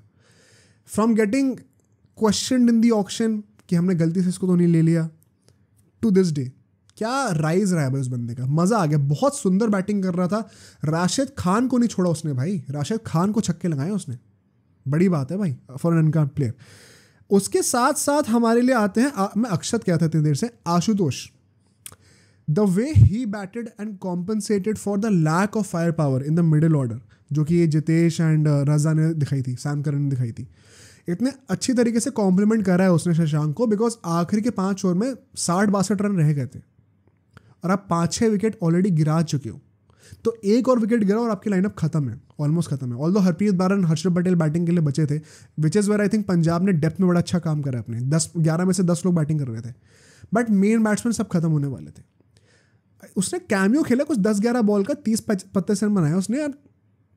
पूरी टाइड ना स्विंग कर दी पंजाब की तरफ, टू द पॉइंट कि आखिरी के ओवर में शायद कुछ 7-8 रन ही रह गए थे. जहां आपको 5 ओवर में हर ओवर में 12 रन की रन रेट से मारने हैं और आप उसको खींच के लेके आके आखिरी ओवर में सिर्फ 7-8 रन पे छोड़ दे रहे हो, despite being 6 wickets down. And ये काम कौन कर रहा है? 2 अनकैप्ड प्लेयर्स कर रहे हैं इंडिया के लिए. भाई इससे बढ़िया स्टोरी लाइन नहीं हो सकती. एंड लास्टली फिर Shashank sails it through. Mohit Sharma के सारे ओवर्स खत्म हो चुके थे. He bowled really well in the middle phase. Starting के 2 ओवर में उसने सिर्फ 8 रन दिए थे, बट एंड आते आते I think second last over उसने डाला था and he miss the trick completely. ऐसी पिचेस पर जहाँ पे ड्यू इतनी ज़्यादा, आप स्लो वंस ट्राई कर रहे हो, बॉल इतनी अच्छे से बैट पे आ रही है कि he can have all the time on a slow delivery to manage the ball, manoeuvre the ball and figure out मुझे किस डायरेक्शन में मारना है. तो I think tactically Mohit Sharma गलत पड़ गया इस मैच के अंदर. लास्ट ओवर दर्शन नलकांडे से डालते हैं जिसने पूरे मैच में बॉलिंग नहीं करी. If somebody knows please comment down below. मुझे समझ में नहीं आया क्या ये टैक्टिकल डिसीजन था शुभमन गिल से. आई डिड नॉट अंडरस्टैंड कि सिर्फ लास्ट ओवर डायरेक्टली डलवाने के लिए ला रहे हो उसको. क्या एक्सपेक्ट कर रहे हो? और रन भी 7-8 चाहिए सिर्फ. क्या ही कर लेता है बेचारा वो. अल्टीमेटली शशांक जिताया था मैच को. A historic win for Punjab यार. This was the first game between Punjab and Gujarat on this ground and Punjab ने वो मैच ले लिया from the jaws of defeat. Punjab is doing a certain level of unexpected things यार. So फार so good. 2 matches जीत चुके हैं वो लोग. बैंगलोर वाला मैच भी ऑलमोस्ट जीते गए थे. Gujarat once again showed why as good as they are they may not qualify this season. थोड़ा सा वो मिस कर रहे हैं अपने की प्लेयर्स को. पंजाब के लिए I don't expect them to qualify, but अगर वो ऐसी 4-5 मैचेस पार्टी ऊपर बन के जीत जाएं तो थोड़ा तड़का आ जाएगा भाई, थोड़ा मसाला आ जाएगा इस साल के आईपीएल में. But nonetheless I think we should move to the previews now. We'll be previewing firstly Rajasthan Royals versus Royal Challengers Bangalore. As always 5 segment होंगे यहाँ पे. हम लोग टॉस एंड कंडीशंस की बात करेंगे, पिच की बात करेंगे, फिर हेड टू हेड रिकॉर्ड की बात करेंगे, प्लेइंग 11s की बात करेंगे, की बैटल्स एंड प्रेडिक्शंस सब कवर करेंगे. तो भाई स्टार्ट कर लेते हैं सीधा. जो पिच होने वाली है वो कैसी होगी. अब देखो राजस्थान के अंदर मैच है. अभी हमारे पास 2 मैच का डेटाबेस है. हमने ये देखा है कि ये पिच देखने में तो बड़ी बैटिंग पैराडाइज टाइप की लग रही होती है, ऊपर थोड़ी सी घास भी होती है, बट ये थोड़ी डबल फेस्ड है, which is why you have not seen absurdly high scores on this wicket so far. ऊपर there is a tinge of grass, but grass के नीचे तुम्हें क्रैक्स भी देखने को मिलेंगे और वो क्रैक्स मूविंग है. ऐसा नहीं कि फॉर्म है, मूविंग क्रैक्स हैं। मूविंग क्रैक्स का मतलब क्या है कि हार्ड सरफेस नहीं होता जितना होना चाहिए। इसके चलते हुए बॉल का नेचर थोड़ा सा डबल फेस्ड होगा। जब ग्रास वाले पैचेस से बॉल पड़ेगी तो पड़ के बड़ी तेज़ निकलेगी, अच्छी आएगी बैट के ऊपर। बट अगर मूविंग क्रैक्स के ऊपर बॉल पड़ती है तो जो बॉल जिस स्पीड पर आनी चाहिए थी उससे स्लो आएगी। एंड ये डाउट डाल देता है, ये अनसर्टेनिटी डाउट डाल देती है बैट्समैन के दिमाग में कि आपको पता नहीं कौन सी बॉल कहाँ पड़ने वाली है, फिर कैसा बिहेव करेगी। विच इज़ वाई आई थिंक कि यहाँ पे जैसे रियान पराग की अगर हम बात करें, वो टिपिकल टेम्पलेट है कि इनिशियली वो अपना टाइम लेता है इन पिचेस पे, देखता है कि बॉल पे बैट कैसे आ रही है, बॉल पे बैट कह रहा हूँ, बैट पे बॉल कैसे आ रही है, एंड फिर जब वो फिगर आउट कर लेता है पिच को, फिर वो एक्सेलरेट करना शुरू करता है। That has to be the template on this pitch. क्योंकि रात को मैच है, ड्यू भी पड़ेगी I think, and besides RCB तो अगर मैच जीते तो सिर्फ चेज ही कर सकते हैं भाई, पहले बैटिंग करके मैच नहीं जीत सकते तुम। तो टॉस अगर जीतोगे तो सिंपली चेज ही करना। Rajasthan I think they might not even mind batting first. I think preferred option तो चेस करना ही होगा, but Rajasthan would not mind batting first here. अभी मैच जीते थे रिसेंटली डीसी से, पहले बैटिंग करके ही जीते थे। उससे पहले वाला मैच भी पहले टॉस जीत के बैटिंग ही करी थी, तो दोनों मैच यहाँ पे राजस्थान बैटिंग करके जीती है पहले। तो I don't think they would mind batting first, and so maybe we might see a situation जहाँ पे टॉस पे आरसीबी बॉलिंग चाहती है, उनको बॉलिंग मिल रही है, राजस्थान बैटिंग चाहती है, उनको बैटिंग मिल रही है। ऐसा हो सकता है, who knows. But now coming to the head to head record, ठीक है, this is where it gets very interesting. Although RCB on paper seems like not even a close match to Rajasthan Royals right now. Plus Rajasthan Royals सारे matches जीतते हुए आ रही है, RCB hardly कुछ matches जीत रही है। अगर हम लोग हिस्टोरिकली बात करें, 30 में से 15 मैचेस, 30 में से 15 मैचेस आरसीबी जीती है, एंड बचे 15 राजस्थान नहीं जीती है। उसमें से 3 नो रिजल्ट्स के थे, 12 मैचेस राजस्थान जीती है। तो हेड टू हेड रिकॉर्ड में RCB has an advantage over Rajasthan. क्या यार, मैं डिसअपॉइंटेड हूँ देखकर। आरसीबी से हेड टू हेड रिकॉर्ड में अगर आप पीछे हो तो भाई you have to improve upon this यार। बट अगर हम लोग लास्ट के 10 गेम्स की बात करें तो it is even more shocking. पिछले 10 मैचेस में जो कि राजस्थान और बैंगलोर के बीच में हुए, उसमें से 7 मैचेस बैंगलोर जीती है भाई। Rajasthan have not been good against Bangalore, and this is where RCB will get a ray of hope. This is where things get interesting indeed. अगर हम लोग जयपुर वाले स्टेडियम की पर्टिकुलरली बात करें तो यहाँ पर भी बैंगलोर ने 4 मैच जीते एंड राजस्थान ने भी 4 मैच जीते। 50-50 रिकॉर्ड पे आ गई है बैंगलोर। यूजुअली जो टीम घर पे खेल रही होती है अपने स्टेडियम पे, वहाँ पे उनका रिकॉर्ड ज़्यादा बेटर ही होता है। You are expected to have a fortress there, but Bangalore ने इनको वहाँ पे ही मैच कर रखा है। तो हेड टू हेड वाले सेगमेंट में मैं तो कहूँगा बैंगलोर को कंप्लीट है भाई, complete 1 point given to Bangalore यहाँ पे।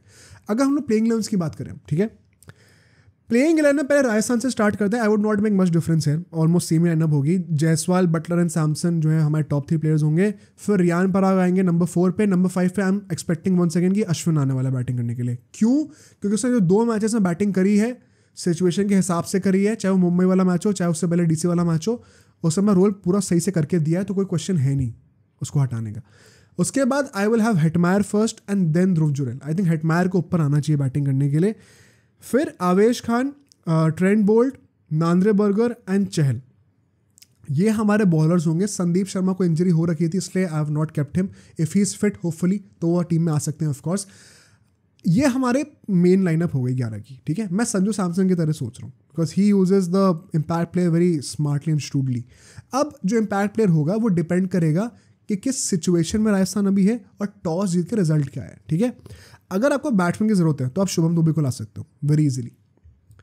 हमने ये लास्ट मैच भी होते देखा था जब ये लोग शुभम दुबे को ले आए थे एंड बॉलिंग ऑप्शन इन लोगों ने 5 ही रखे हुए थे मुंबई के अगेंस्ट। अब 5 बॉलिंग ऑप्शन होना इन अ T20 game is never good. Rajasthan की किस्मत अच्छी है कि एक तो उस दिन बैटिंग खराब कर रही थी मुंबई, प्लस इनके जो 5 बॉलर्स हैं वो ऑन पेपर इतने तगड़े हैं कि मोस्ट डेज छठे बॉलर की जरूरत ही नहीं पड़ेगी। But it is not ideal. आपको आइडियली डेप्थ रखनी चाहिए बॉलिंग लाइनअप में। सो अगर तो आपको बैटिंग में ज़रूरत पड़ रही है एक और बंदे की, तो by all means Shubham Dube को इम्पैक्ट प्ले की तरह ले आओ। बट मान लो आपने पहले बैटिंग कर रखी है, ठीक है, एंड आपके इतने विकेट गिरे ही नहीं कि शुभम दुबे की बैटिंग आए। उस मामले में अब मास्टर स्ट्रोक आएगा। 5 बॉलर्स आपके पास प्रॉपर पड़े हुए हैं, Ashwin, Chahal, Nandre Burger, Trent Boult and Avesh Khan. एक और बॉलर ले आओ, 6 प्रॉपर बॉलर ले आओ और भाई वहाँ से गेम सील कर दो। अब वो छठा बॉलर कौन होगा? अब देखो संदीप शर्मा तो है नहीं, तो आई थिंक यहाँ पे हम लोग नवदीप सैनी को ट्राई दे सकते हैं। फॉरेन प्लेयर हो नहीं सकता, 4 फॉरेन प्लेयर्स ऑलरेडी हो गए टीम में। Navdeep Saini could be tried. अगर एज अ छठा बॉलर रखना तो बुराई क्या है? आई think he could be tried and he could be making a debut here. अगर मैं आरसीबी की बात करूं, आरसीबी के लाइनअप में मैं कुछ चेंजेस करने वाला हूं एंड ये मैं जो ऑर्डर बता रहा हूं ये भी एकदम फिक्स होना चाहिए इन my opinion. Fat du Plessis Virat Kohli opening. कई लोग कहेंगे डुप्लेसी को निकालो, आई डोंट थिंक वो होने वाला है. डुप्लेसी एंड कोहली ओपनिंग करेंगे. Patidar at one down. I don't want to see Cameron Green at one down because although उसका गेम शायद बेटर हो जाएगा, बट जितना डेट्रीमेंट पट्टीदार के गेम को मिल रहा है एट नंबर 5, वो नेट इफेक्ट जो है वो नीचे ही जा रहा है. Patidar at number 5 is no good. तो you will have to make peace with the fact कि उसको नंबर 3 पे रखना है. Patidar at number 3, Cameron Green at number 4. Maxwell नहीं आना चाहिए. मैक्सवेल को भाई या तो आप एक प्रॉपर फिनिशर वाला रोल दे दो जो कि मिडिल ओवर्स में स्पिनर्स को डोमिनेट करेगा, या तो वन डाउन पे खिलाओ जैसे लास्ट सीजन खिला था. ये बीच में नंबर 4 पे आना हर किसी की बस की बात नहीं होती है. युवराज सिंह कहा करता था कि नंबर 4 जो है ना सबसे इंपॉर्टेंट पोजीशन होती है लिमिटेड ओवर्स में. एक रीजन था उसके लिए. हर किसी की बस की बात नहीं है. तो मैक्सवेल को मैं नंबर 5 पे रखूंगा. Let him dominate the spinners. And bye the way Maxwell की सर्विसेज जेन्युइनली नीडेड होंगी. तो 2 टॉप क्लास स्पिनर्स हैं राजस्थान के पास, चहल और अश्विन के अंदर. तो Maxwell at number 5 for sure. उसके बाद मैं रखूंगा महिपाल लोमरो को in the starting lineup. Please don't make the mistake of keeping him as an impact player. वो ऑलराउंडर है, वो स्पिन को ऑप्शन देता है आपको. उसके दोनों सर्विसेज को यूटिलाइज करो, फुल्ली यूज करो प्लेयर को. He should be at number 6. जो उसने बैटिंग करके दी वो डिजर्व भी करता है. चाहो तो दिनेश कार्तिक को नंबर 6 पे लो, महिपाल लोमरो को नंबर 7 पे कर दो. उसके बाद अब लोग कहेंगे अनुज रावत मतलब इम्पैक्ट प्लेयर. मैं कहता हूँ नहीं. Let's make a gutsy move. RCB की बैटिंग अगर टॉप 5 चलने होंगे तो गेम वैसे भी जीत जाएंगे. अगर वो नहीं चल रहे तो अनुज रावत की बस की नहीं है कि एंड में आके मैच जिता दे. ठीक है, लेट्स बी वेरी ऑनेस्ट. तो instead of wasting an impact player on a batting position, I say make your bowling stronger. And for that and to make sure कि बॉलिंग इतनी ज़्यादा स्ट्रॉन्ग ना हो जाए या फिर इतना ज़्यादा बॉलिंग फोकस ना हो जाए कि बैटिंग की डेप्थ ही नहीं बचे, I will have Karan Sharma in at number 8, जो कि अपनी बैटिंग भी थोड़ी बहुत कर सकता है. Plus he gives you a spinning option on a wicket that is quite double faced, especially in the first innings. अगर आरसीबी चेस कर रही होगी, Karan Sharma in the first innings could be useful, especially in the middle over जब अश्विन वगैरह होंगे तो आराम से ओवर आप चुपचाप निकाल सकते हो वहाँ पे. I will have Karan Sharma at number 8. उसके बाद विजय कुमार वैश्यक शुड स्टार्ट. भाई क्यों नहीं करा पिछले मैच में स्टार्ट, ये इम्पैक्ट प्ले मुझे समझ में नहीं आता. He deserves to play. तो वो वहाँ पे होगा. सिराज होगा, रीस टॉपली हो सकता है एंड यश दयाल. इनमें से कोई एक इम्पैक्ट प्लेयर बन जाएगा हमारा. तो बॉलिंग में भी आपके पास अगर आप देखो यहाँ पे 8 बॉलिंग ऑप्शंस बन गए. 8 bowling options. Reece Topley, Yash Dayal, Siraj, Karan Sharma, Vijay Kumar Vyshak, Maxwell, Cameron Green and Mahipal Lomror. 8 bowling options आपके पास हैं. इतनी डेप्थ बना के दे दी आरसीबी को, और क्या लोगे? बैटिंग भी नंबर 8 तक कर सकते हैं, करण शर्मा तक बैटिंग कर सकते हैं, तो 8 बैट्समैन भी हैं. I think this should be the lineup that they should be sticking to. इतना अच्छा कॉम्बिनेशन बना के दे दिया, ये लोग क्यों नहीं समझ पा रहे? एनीवे, एक चीज़ मैं और यहाँ पे कहूँगा, और let's keep it for later. Let's come to the key battles now. ठीक है, की बैटल्स मैं 5 कहने वाला हूँ यहाँ पे. पहला की बैटल होगा of course Virat Kohli versus Trent Boult. You can not do away with this. ये की बैटल तो रहेगा ही रहेगा फॉर ऑब्वियस रीजंस. पहली बात तो ट्रेंट बोल्ट का जो ये नैक है ना of picking up wickets in the first over itself, this is going to be a big test for Virat Kohli. If he survives that, I think he will have a easier time, relatively easier time in the middle overs.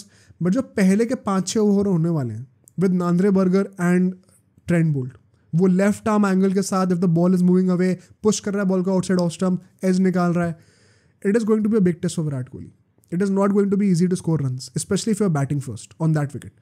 So Virat Kohli versus Trent Boult could be a defining की battle because Virat Kohli के अलावा quite frankly को run मार भी नहीं रहा है. This is going to be possibly the most important battle of this game. Second, Maxwell versus Ashwin.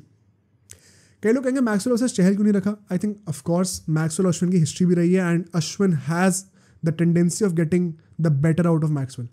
Plus Maxwell will have to dominate Ashwin और Chahal in the middle overs, वरना ये लोग एस्केलेट नहीं कर पाएंगे टू अ डिसेंट टोटल. तो ये battle भी डू और डाई वाला होने वाला है. एंड यहाँ पे I am looking forward to see how Ashwin performs against Maxwell. Next is Cameron Green versus Yuzvendra Chahal. Cameron Green, if he is coming in the middle order, he will naturally face the spinners and he will be expected to keep the acceleration on for the run rate. अगर Virat Kohli and Faf du Plessis have a great power play and पटिदा का जैसा form चल रहा है, I don't expect him to do so good. The onus is on Cameron Green then to revive the run rate, to make sure कि Maxwell के लिए आप एक अच्छा स्टेज सेटअप करके दे रहे हो फॉर द डेथ ओवर्स जहाँ पे वो डोमिनेट कर सके. For that he will have to take risky shots, and risky shots जब एक बंदा ले रहा होता है, चहल से बेटर कोई बंदा नहीं है उसको ललचाने पे और आउट करने पे. जहाँ पे वो चाहे 2 छक्के खा जाए कैमरन ग्रीन से, तीसरे बॉल दोबारा लटका के देगा, उस पर टॉपर्स निकालेगा. I am looking forward to this battle in the middle overs as well. Moving forward, I think Yashasvi Jaiswal versus Mohammed Siraj. अब देखो ये बहुत बड़ा बैटल नहीं होने वाला मेरे ख्याल से. कोई और बॉलर इतना क्वालिटी का मुझे लग नहीं रहा आरसीबी में जो कि जायसवाल को परेशान करे टू द एक्सटेंट कि वो अपना विकेट जेन्युइनली लूज कर दे. वो थ्रो ही करेगा विकेट करेगा तो. Siraj knowing the ins and outs of Yashasvi Jaiswal the player, अभी टेस्ट सीरीज में साथ में खेलें, I think it is the responsibility of Mohammed Siraj to raise his hand and say कि जायसवाल अपना विकेट थ्रो कर रहा है पिछले 2-3 मैचेस से पावर प्ले के अंदर, मैं उसका विकेट लेके दिखाऊंगा. सबसे बड़ी रिस्पॉन्सिबिलिटी उसकी है. यस दयाल से एक्सपेक्ट करना, विजय कुमार विशाख से, रीस चोपड़ी से फेयर नहीं है. सिराज को करके देनी चाहिए चीज़. It is high time he takes responsibility. Lastly Riyan Parag the batsman versus Maxwell the bowler. Maxwell will be their main spinner, और स्पिनर होगा मिडिल ओवर्स में आएगा. रियान पराग मिडिल ओवर्स में आने वाला है. I want to see if Riyan Parag takes time against Maxwell या फिर उसको डोमिनेट करता है राइट अवे. बहुत मजा आएगा ये बैटल देखने में भी. And this could potentially dictate the impact player for Rajasthan Royals. अगर यहाँ पे वो जल्दी आउट हो जाता है तो शायद उन्हें एक एक्स्ट्रा बैट्समैन की जरूरत पड़े. We will see what happens. Coming to the last segment which is the predictions. I think you have to be very gutsy to say कि आरसीबी मैच जीतने वाली है. I am not expecting them to win personally. I think Rajasthan Royals is too good for them right now. Plus घर पे खेल रहे हैं. The only way RCB has a chance is if they chase. I know historically record बहुत अच्छा रहा है, recently record बहुत अच्छा रहा है, but Rajasthan right now is looking too good यार. They are looking too good. And उनको expose करने के लिए उनकी depth को expose करना पड़ेगा because उनकी batting और bowling में ज़्यादा depth है नहीं.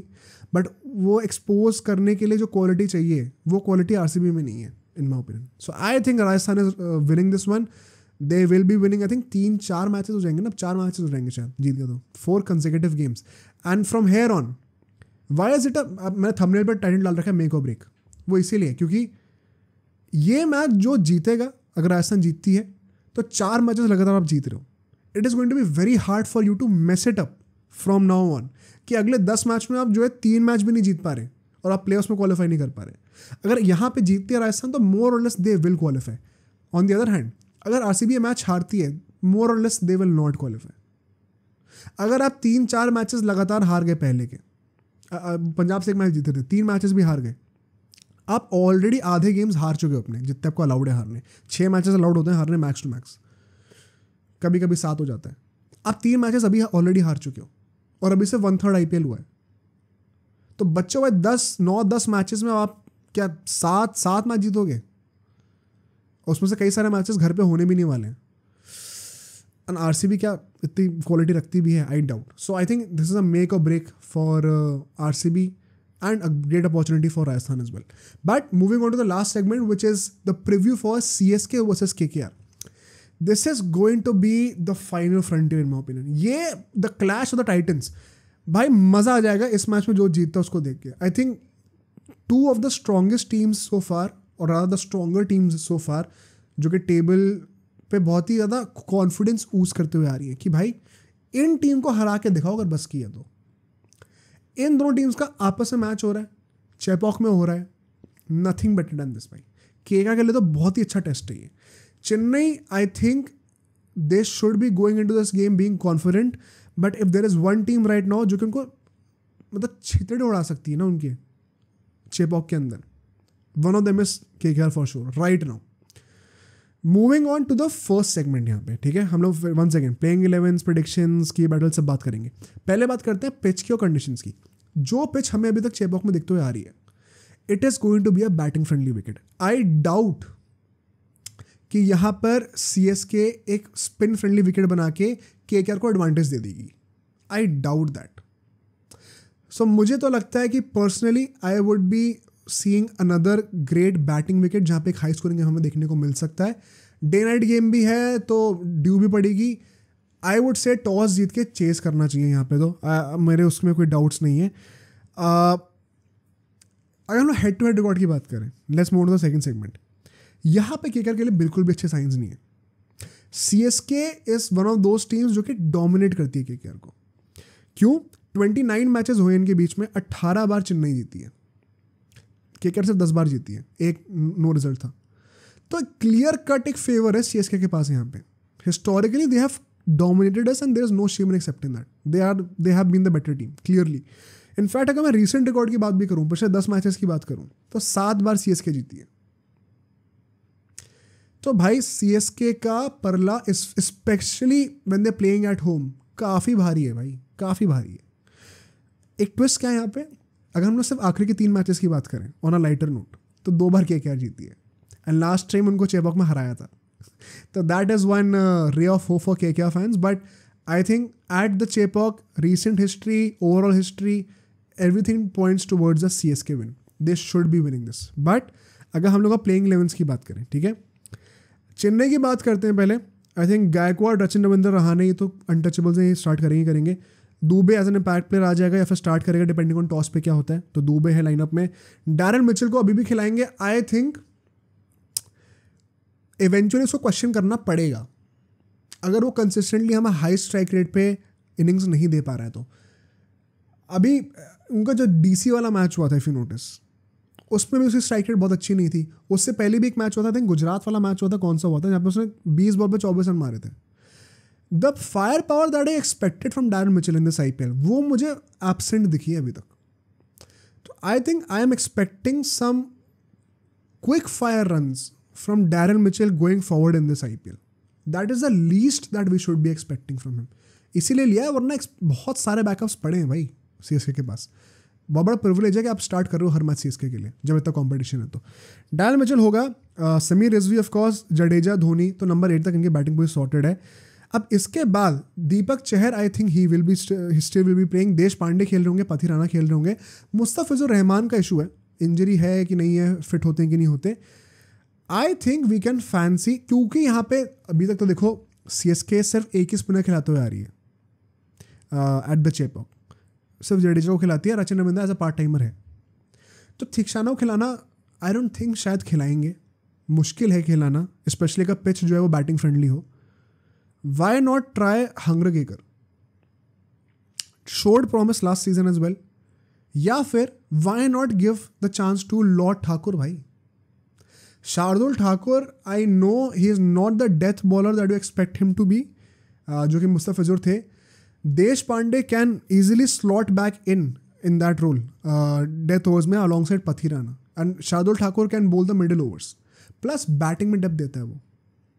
आई think he could be looked at. अगर एक स्ट्रिक्टली प्रॉपर फास्ट बॉलर के पास जाना तो आई थिंक हंग्रगेकर को डाल सकते हैं. लेट्स सी क्या होता है यहाँ पर. बेसिकली मैं यहाँ पे एक चीज़ कहूँगा स्ट्रेटेजिकली सीएसके के लिए, please don't restrict yourself to just 5 bowlers while bowling. I don't know what this obsession is with CSK कि हम लोग चाहे टीम में हमारे 7, 8, 9 बॉलिंग ऑप्शंस हैं, लेकिन हम बॉलिंग कराएंगे सिर्फ 5 लोगों से ही, सबसे 4 ओवर डलवाएंगे, चाहे वो पिट भी रहे हो. केकेआर जैसी टीम है, अभी हमने 2-3 मैचेस देख लिए होते हुए, जो ऑल आउट इंटेंट के साथ बैटिंग कर रही है ना, वो उन्हें घंटा फर्क नहीं पड़ने वाला कि सामने बॉलिंग कौन कर रहा है, वो आंख मीच के चलाने वाले हैं. एंड ऐसे में नेचुरली 1-2 अच्छे बॉलर्स का दिन बुरा जा सकता है. अगर ऐसा होता है तो please be open to trying different bowlers rather than forcing that bowler who is not having a good day to bowl his complete full quota of overs. 4 के 4 ओवर डलवाना, फिर उसका रिदम अच्छा नहीं होता, आगे वाले मैचेस के लिए कॉन्फिडेंस भी बिगड़ जाता है. तो ये चीज़ पर्टिकुलरली केकेआर जैसी टीम के अगेंस्ट आपको ध्यान रखना पड़ेगा इसका. अगर मैं केकेआर की बात करूँ, आई थिंक यहाँ पे 2-3 इंटरेस्टिंग चीज़ें होंगी. पहली बात तो सॉल्ट नारायण ओपनिंग करने वाले, कोई क्वेश्चन नहीं है. रघुवंशी को अब after that game how do we drop him, तो I think he will be starting. Shreyas Iyer होंगे, वेंकटेश अय्यर होंगे, Rinku and Russell of course होंगे, Ramandeep I think he should be continuing, Mitchell Starc तो अब होंगे ही होंगे, वरुण चक्रवर्ती भी खेलेंगे. ठीक है, आई थिंक केकेआर 2 स्पिनर्स तो खिलाएंगी, Narine and Varun Chakravarthy. But once again I think Suyash Sharma नहीं होगा यहाँ पे. सुयश शर्मा नहीं होगा. हर्षित राणा अगर फिट नहीं है तो वैभव स्टार्ट करेगा प्लेइंग 11 के अंदर. ठीक है, तो ये हमारी प्लेइंग 11 हो गई. अब सबसे पहला पॉइंट, अगर नीतीश राणा फिट होते हैं, I think he should be given a chance right away in the lineup, और रादर आई थिंक कि गौतम गंभीर चांस देगा उसको. A senior player like him, गंभीर लाइक्स टू बैक एक्सपीरियंस, वो ऐसा बिहेव नहीं करेगा किसी एक प्लेयर के साथ. I think he will be considered right away into the lineup, which means maybe Raghuvanshi will miss out, maybe he will. The question is about the impact player. अब देखो, अगर हर्षित Rana fit होता है तो I think Vaibhav को as an impact player use कर सकते हैं, ठीक है, क्योंकि क्वाइट फ्रैंकली एक बैट्समैन को as an impact player use करने की जरूरत नहीं है, डेप्थ बहुत है केकेआर के पास. बट अगर हर्षित राणा फिट नहीं है, विच मीन्स वैभव को स्टार्ट करना पड़ेगा. I fancy trying Chetan Sakariya here. I don't think spinners को हमें एज एन इम्पैक्ट प्लेयर लेके आना चाहिए, चाहे वो अनुकूल रॉय हो, चाहे वो सुरेश शर्मा हो. स्पिनर्स का रोल होगा नहीं इस पिच पे इतना. तो अगर ये पिच वैसी होने वाली जैसे अभी तक हमने देखी है, माइट एज वेल ट्राई चेतन सकारिया भाई. अगर हर्षित राणा फिट होता तो फिर हर्षित, वैभव, रसल एंड स्टार्क, ये 4 पेसर हमारे हो जाएंगे. बट अगर हर्षित फिट नहीं है, then Vaibhav will start and Chetan Sakariya can be used as an impact player. Who knows? I fancy this. It is a gutsy call once again, but ये कर सकते हैं. KKR have shown the guts to try something new. As far as tactical and strategic things are concern, KKR के लिए मैं एक चीज़ कहूँगा, don't compromise on your all out attack. Batting के साथ जो अप्रोच रहा है, प्लीज कंटिन्यू विद दैट. क्योंकि if there is one team जिसके पास if not better the same level of batting depth है like KKR, it is CSK. जब नंबर 8 पे धोनी आ रहा है, उसके बाद दीपक चहर और शार्दुल ठाकुर जैसे बंदे भी हैं जो बैटिंग कर सकते हैं. तो आई थिंक पर्सनली केकेआर को यहाँ पे इंश्योर करना पड़ेगा, मजबूरी है कि आप ऑल आउट ही जाओ, स्पेशली अगर पहले बैटिंग आ गई तो. बिकॉज चेस करने के लिए उनके पास भी बहुत डेप्थ है. They can also go all out without the fear of losing wickets and then wondering के पीछे कोई है नहीं हमारे बैकअप करने के लिए. I think strategically speaking KKR should be looking to create a big total. अगर लक रहा एंड चेस करने पे आ गए तो फिर हम लोग मैनेज कर सकते हैं accordingly. As far as the key battles are concern, going over them very quickly, I think पहला होगा, मतलब मैं क्या कहूँ इसमें, नारायण वर्सेस देश पांडे. अब मैंने पॉज क्यों लिया कि मैं क्या कहूँ exactly, because I think Narayan जैसे फॉर्म में है, इन माय ओपिनियन देश पांडे से ओपनिंग बॉलिंग करानी नहीं चाहिए. मैं कहूँगा रिस्क लो और पथी राणा से पहला ओवर डलवाओ. देश पांडे जिस टाइप का बॉलर है अभी, जैसा हाई चांस कि नारायण के जैसा लक चल रहा है ना, उसको वो ले जाएगा. And so I am tempted. देखो बेसिकली इस की बैटल का पॉइंट ऑफ व्यू क्या है कि Narine as an opener versus जो भी बॉलिंग की ओपनिंग करने वाला उनके लिए. I have not kept Deepak Chahar because he is more experienced. अगर तुषार देश पांडे की जगह पर हम लोग पथी राणा से बॉलिंग करवाते हैं with those yorkers, with those bouncers near the rib cage, I think he has a better chance of getting Narine out. And आप कहोगे कि यार is Narine even worth wasting 1 over of Pathirana, जो कि already 10 over के बाद डालना शुरू करता है plus death overs. I think my answer would be, have you not seen the previous games? अगर नारायण पावर प्ले तक टिक गया, सिर्फ 5-6 ओवर्स टिक गया, वो मैच कंप्लीटली केकेआर के फेयर में ले आएगा. And so I think it is a risk worth taking, worth wasting 1 over of Pathirana. चाहे एक ही ओवर डलवाओ, लेकिन try him out in the power play versus Narine. Comment if you agree with me. Next would be the Rinku and Russell duo versus Pathirana and अगर मुस्तफिजुर रहमान खेलते हैं तो, वरना पथिराना हिमसेल्फ. जब डेथ ओवर्स में पथिराना के 2-3 ओवर हमें देखने को मिलेंगे, it is going to be against Rinku and Russell. And जिस फॉर्म में वो दोनों हैं एंड जिस फॉर्म में पथिराना है, आई स्टिल रिमेंबर जिसने 2 डंडे मारे थे यॉर्कर्स पर ट्रिस्टन स्टब्स और मिचेल मार्श को, वैसी यॉर्कर वो रसल को डाल दे एक बार. I think that is the only possible way to get Russell out these days, जैसे ईशांत शर्मा ने करा था. I am waiting to see कि पथिराना के अगेंस्ट रसल कैसा खेलता है, मोर इंपॉर्टेंटली रिंकू कैसा खेलता है with that slingy action, something new. IPL में अगर ऐसा परफॉर्म करता है, वर्ल्ड कप के लिए another big sign. Interested to see death overs में कैसे नलिफाई करते हैं एक दूसरे को. Next would be Rachin Ravindra versus Mitchell Starc. Obvious reasons हैं. एक तो हेड टू हेड जाएंगे पावर प्ले में. सेकेंड पॉइंट, खलील अहमद ने जिस तरीके से सेटअप करा था उसको, मैंने ये चीज़ एसआरएच वाले प्रीव्यू में भी कही थी. Mitchell Starc being a left hander वैसे सेटअप कर सकता है रचिन रविंद्र को. Short deliveries outside off stump, forcing him to cut the ball, उसके चक्कर में 2-3 बीट होता है, टॉपर्स लग सकती है. Mitchell Starc also coming back in form at least for a bit. Interested to see कैसे ये मैचअप निकल के आता है. रचिन रविंद्र अगर टिक गया तो पावर प्ले में वो भी 1 साइडेड गेम कर देगा सीएसके के लिए, हमने देखा है अभी. तो मिचेल स्टार्क की धुलाई हो सकती है या तो मिचेल स्टार्क हीरो बन सकता है. नाइस टू सी क्या होगा उस पावर प्ले में. Next is Shivam Dubey versus Sunil Narayan. Middle overs में नारायण होंगे, मिडिल ओवर्स में शिवम दुबे होंगे. शिवम दुबे को स्पिनर्स पसंद है, कूद कूद के छक्के मारते हैं, खड़े खड़े छक्के मार देते हैं. सुनील नारायण का फॉर्म रिसेंटली अच्छा हो रहा है बॉलिंग के साथ धीरे धीरे. मिडिल फेज में अगर शिवम दुबे का विकेट जल्दी गिरता है, जो मैंने डैरेन मिचेल के लिए पॉइंट कहा था, that he has not been that explosive player that we expected him to be, there is going to be more and more pressure on Darren Mitchell to prove his worth and to play out of his skin and force himself to power hit when he does not want to. Narayan can make that happen for KKR, and अगर दुबे ने नारायण को dominate कर दिया, pressure will be on Varun Chakravarthy. तो ये भी एक बहुत इंटरेस्टिंग बैटल होने वाला है. लास्टली एक जेनरिक ये मैं बैटल रख रहा हूँ, the impact bowler of KKR, जो कि वो डिपेंड करेगा हर्षित फटे की नहीं, अगर वो चेतन सकारिया हो या फिर वैभव हो, जो भी हो. This bowler for KKR versus the middle order of CSK in general. Middle order से मेरा मतलब है समीर रिजवी, जडेजा एंड धोनी. इन 3 प्लेयर्स की बात कर रहा हूँ.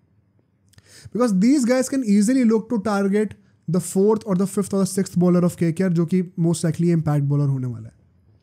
If that happens and whoever wins that battle, I think death overs में वो डोमिनेट कर सकता है.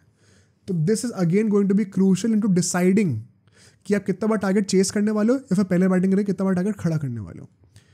एंडिंग जो होगी ना दोनों इनिंग्स की, फिनिशिंग टच होगा, वो इस बैटल पर डिपेंड करेगा. Lastly moving on to the predictions, मैं क्या सोचता हूँ इस मैच के बारे में. एज अ KKR फैन, हम लोग 3 मैचेस अभी जीते हैं, बहुत डोमिनेट कर रहे हैं. I still believe CSK are the favourites in this game. CSK should be confident enough to win this one. If there is one team that can genuinely beat KKR right now, and कोई shame भी नहीं इसमें, it is CSK भाई. CSK has I think the better squad on paper as well. They have the best or the second best squad on paper. Mumbai and CSK की squad best है, फिर KKR आती है. तो KKR के ऊपर बहुत ज़्यादा लोग हैं नहीं अभी ऑन पेपर, उसमें से लेकिन एक है CSK, और वो अपने घर पे खेल रहे हैं. रिकॉर्ड भी हिस्टोरिकली बहुत अच्छा है. There is no reason to say कि CSK ये गेम नहीं जीत सकती, बट KKR इससे बेटर मोमेंटम में कभी नहीं हो सकती थी CSK को उनके घर पे हराने के लिए. इससे बेटर चांस नहीं हो सकता था. पिच भी जो है बैटिंग फ्रेंडली होगी, which I think on the other hand it could also may be favour KKR. लोग से स्पिनिंग विकेट्स की बात करते हैं, जैसे उनकी बैटिंग चल रही है अभी, उनको गुड सर्फेसेस पर बड़ा फायदा मिल रहा है KKR को. तो भगवान करे अगर टॉस जीत गए, हम लोग चेस कर रहे हो, पिच थोड़ी अच्छी हो बैटिंग के लिए, 2-3 फैक्टर्स अगर हाथ पे आ जाए तो KKR जीत सकती है. KKR का जीतना कोई बड़ी बात नहीं होगी यहाँ पे. They have a good chance, but who are the favourites? Match शुरू होने से पहले प्रोबेबिलिटी किसकी ज़्यादा है जीतने की? आई थिंक CSK की होने वाली है. So on that note I think we'll end the podcast. Hope काफ़ी टॉपिक्स कवर करें, सबको मजा आया हो. Hope you were as thrilled with these games as I was on the weekend, और I would say mid week. Make sure to comment down below कौन से parts आपको अच्छे लगे, कौन से आपको पार्ट्स उतने अच्छे नहीं लगे. लाइक कर दीजिए वीडियो को, सब्सक्राइब कर दीजिए चैनल को. जो नेक्स्ट पॉडकास्ट आपको ज़रूर देखना चाहिए चैनल से, वो आपको यहाँ पे दिख जाएगा, उसको भी देखिए, वहाँ पे भी जाकर कमेंट करिए, बताइए, हमें फीडबैक दीजिए, and let's see you all in the next podcast.